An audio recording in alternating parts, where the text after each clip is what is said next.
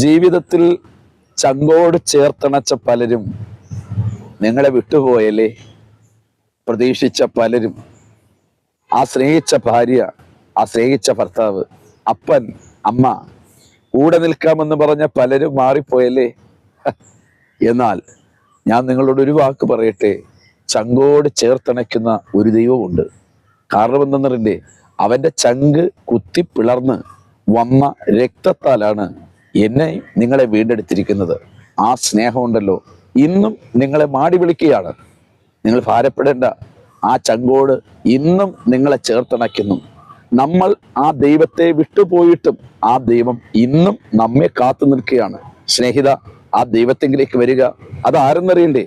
രണ്ട് കള്ളന്മാരുടെ നടുവിൽ മൂന്നാണിമേൽ തൂങ്ങപ്പെട്ട കർത്താവായ യേശു ക്രിസ്തു രണ്ട് കരങ്ങളും വിരിച്ച് ഞാൻ നിന്നെ സ്നേഹിക്കുന്നു എന്ന് ഇപ്പോഴും വിളിക്കുന്നു.